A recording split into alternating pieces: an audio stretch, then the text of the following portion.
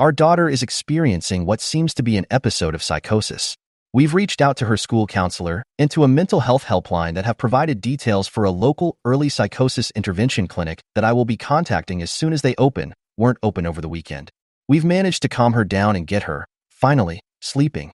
She woke us early Sunday morning to say God had spoken to her through her galaxy light projector and telepathically, essentially through yes/no questions and being answered by the green/red, yes/no, sequence on the light.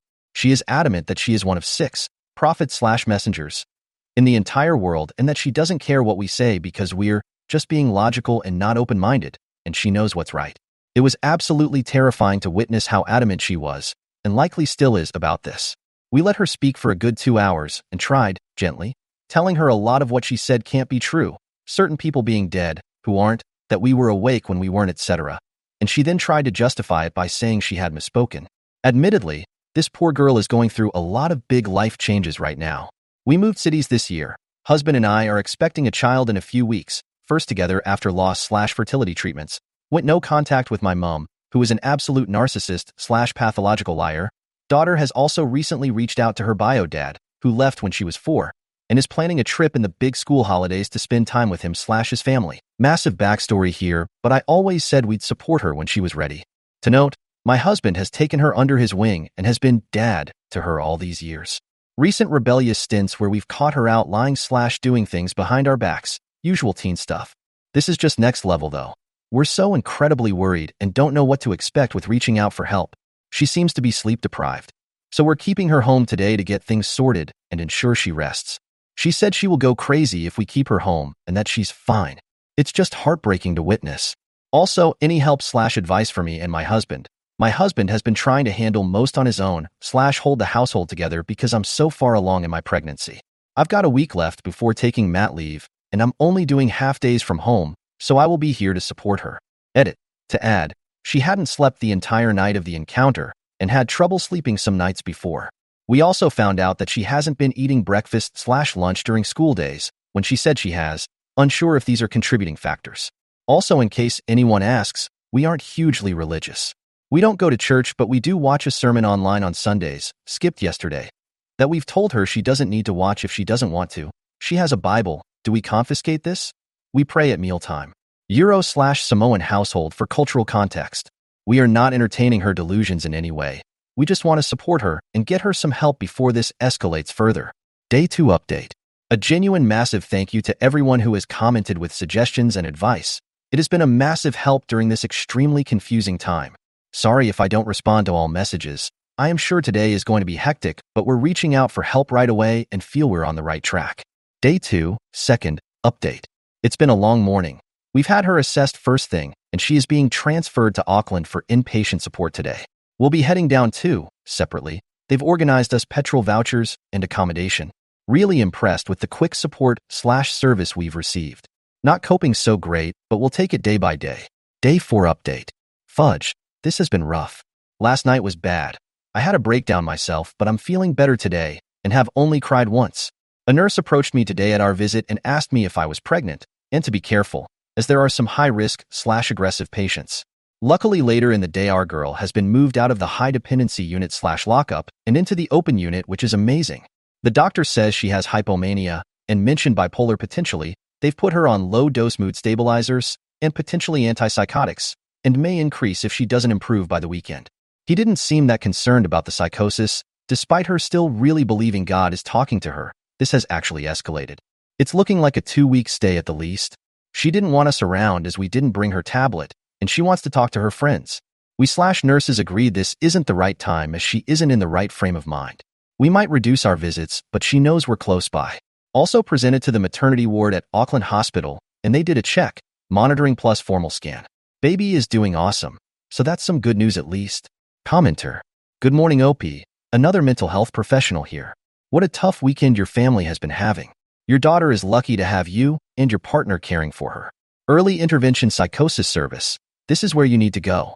Great, you're already on that. If you need support for your daughter out of hours, you're worried about her safety or unsure of what you should do, contact your local emergency psychiatric services. To see them in person, generally you'll have to wait in the ED. However, If you tell them over the phone that she's actively psychotic, they should be able to work something else out, e.g. skip the ED and get you to come straight to them. Avoid disagreeing with her delusions where you can. You're unlikely to change her thinking, but disagreeing with her could be distressing for her and lower her trust in you. Early intervention should give you a lot more support around this kind of thing once you're with them. What she needs is to be kept safe and feel safe until she can be seen by the early intervention service. If antipsychotic medication or inpatient care is appropriate for her, they will be the ones to organize this. They should be the primary service coordinating your daughter's care. Commenter: sorry to hear this is happening. I've been through 2 3-month psychotic episodes and hospitalized for them both. As another commenter said, don't disagree with what she is telling you of her experiences. It caused me more stress and anger/frustration when someone was trying to battle me and my delusions. Sleep was a big contributor to how intense I was. Poor sleeps and I was uncontrollable. You might find she hasn't slept the last couple of nights because what she is thinking is all-consuming and might need medication to kickstart that sleep pattern again.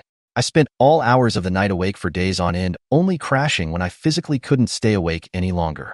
Best thing to do is reach out to early intervention, and you may have to be pushy to get through to them. I spent many nights waiting in emergency PYSCH services to be seen. Remember, this isn't who your daughter is, so don't hold any of it against her. When I got my diagnosis and told I was going to be hospitalized, I was ropeable. Mom had done this to me, but it was what I needed and something that had to happen. Your daughter will appreciate it when she comes out the other side of this. Feel free to message me if you have any other questions, and I'll try my best to answer them. Commenter: hi, psychiatrist here, working in the US. Has she experienced any episodes of mania? I wanted to ask since you mentioned that she was sleep deprived. In mania, which is hallmark of bipolar disorder, individuals barely sleep, but they are full of energy and are very grandiose. They can also engage in risky behavior, promiscuity, and can spend a lot of money. Another thing to look is something called pressured speech. When they talk, you cannot interrupt them at all. You can also have psychosis and acute mania, and where I work, I'd recommend inpatient psychiatric hospitalization treating the acute symptoms. Any drug use that you know of and family history of any psychiatric disorders? I am sorry that this is happening, but I'm glad that you're there for her. Stabilizing her is vital, and please go to the ER if it gets worse. Opie, thank you so much for your comment. Nothing diagnosed in our family, but I wouldn't be surprised, my mother in particular. Yes, she can be incredibly hyper and talkative, and has been lately.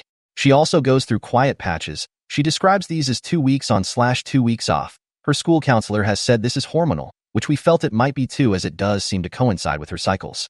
During this episode, we let her speak nonstop for a good hour at a time. When it reached our turn to speak, she would constantly interrupt us or say she was done talking and that there was no point because we just wouldn't believe her. She would pull at her face/hair whilst we spoke and did not take anything in. Thanks again for your input, sad face. Update daughter 1. Really big thank you to everyone who commented on my panicked post last week with advice, suggestions, and even personal stories.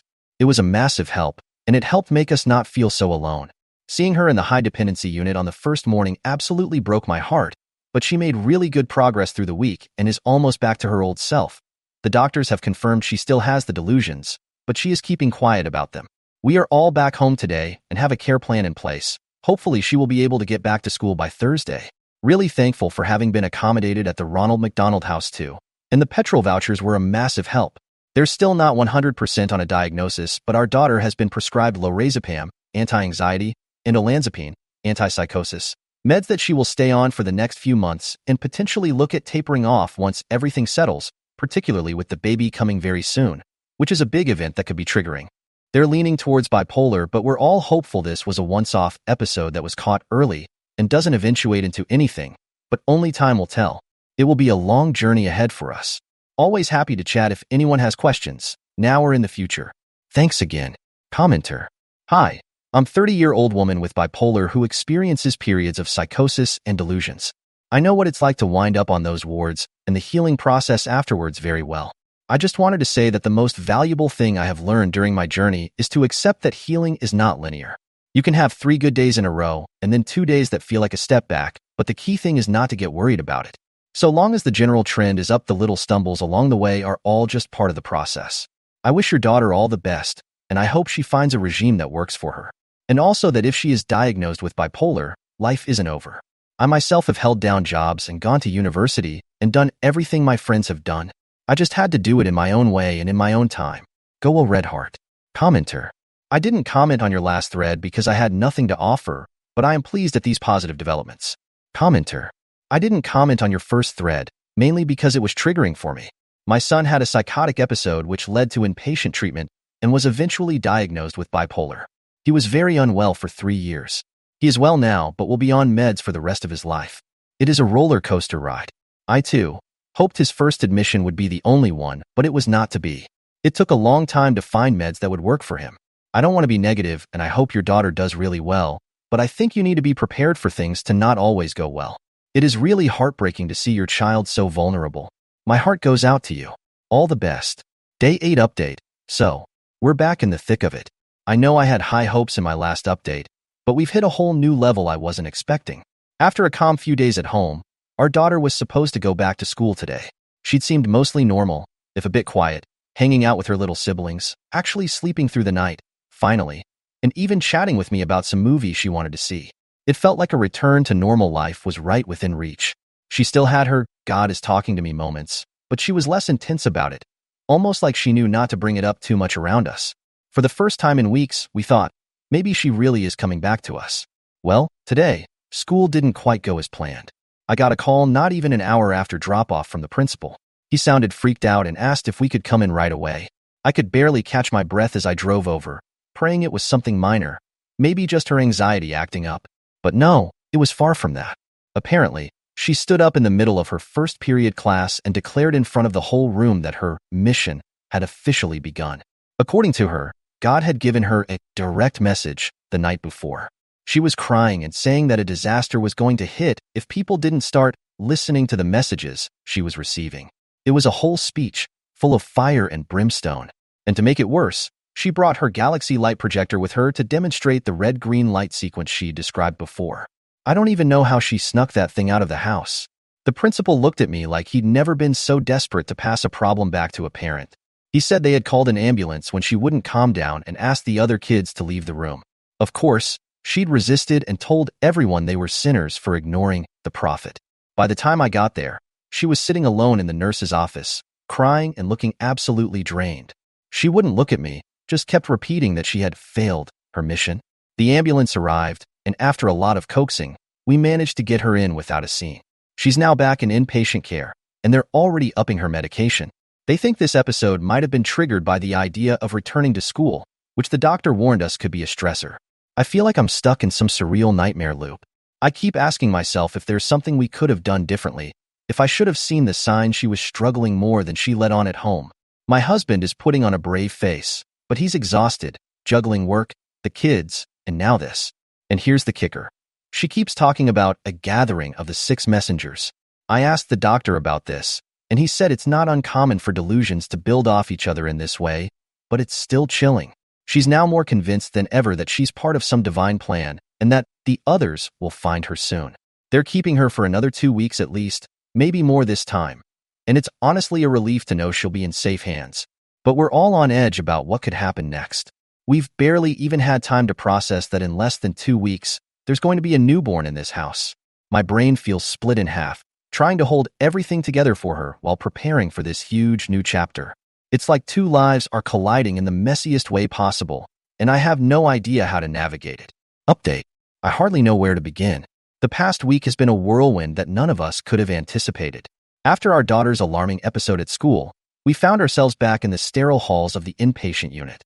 She was more withdrawn than ever, eyes distant, murmuring about the gathering and the 6 messengers. It felt like we were losing her to an invisible force we couldn't understand or combat. Then, something unexpected happened. We received a call from an organization that specializes in adolescent mental health crises. They had heard about our daughter's case through the hospital network and believed they could offer a different approach. Desperate for any glimmer of hope, we agreed to meet with them. Enter Dr. Elena Reyes, a psychiatrist with a reputation for tackling the toughest cases. She exuded a calm confidence that was both reassuring and a little unsettling. Dr. Reyes suggested an intensive therapy program that combined medical treatment with holistic practices, art therapy, meditation, and controlled social interactions. Skeptical but out of options, we consented. Over the next few days, something remarkable began to unfold. Through painting and music, our daughter started to express the tumultuous thoughts and feelings swirling inside her. Her artwork was vivid and haunting, filled with swirling galaxies and figures connected by threads of light. One afternoon, she painted a mural that stretched across the therapy room wall, a depiction of 6 figures standing in a circle, each holding a different symbol: a flame, a leaf, a tear, a star, a heart, and an eye. When asked about it, she explained, "These are the messengers. Each one represents a truth that people need to see." Her clarity was astonishing. For the first time in weeks, she was engaging in conversations, not as someone lost in delusion, but as a thoughtful young woman grappling with big ideas. Dr. Reyes believed that by giving her an outlet, we were helping her reclaim control over her mind. Meanwhile, life outside the hospital didn't pause. In the early hours of Thursday morning, our baby decided it was time to join the world a few days earlier than expected. Amidst the chaos, there was this serene moment in the delivery room where everything else faded away. He was perfect, a tiny beacon of hope swaddled in soft blankets. When we introduced him to his sister via a video call, her face lit up in a way I hadn't seen in months. She pressed her hand against the screen and whispered, "He's part of the reason I'm here." By the weekend, the doctors agreed that she was stable enough for a supervised visit home. When she walked through the front door, she seemed lighter, more present. She held her baby brother with such tenderness, humming a lullaby I didn't recognize. When I asked where she'd heard it, she smiled softly and said, "It's just something the universe sang to me." That evening, we all sat together, my husband, our daughter, the baby, and me, sharing a meal like we used to. There was laughter, tentative but genuine. It felt fragile, like a soap bubble that could pop at any second, but it was there. Dr. Reyes cautioned us that this is just the beginning of a long journey.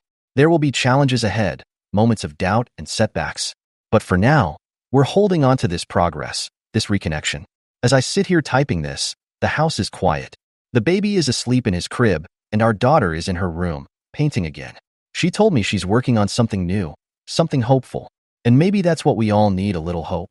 Thank you to everyone who reached out with kindness and support. Your words carried us through some of our darkest days.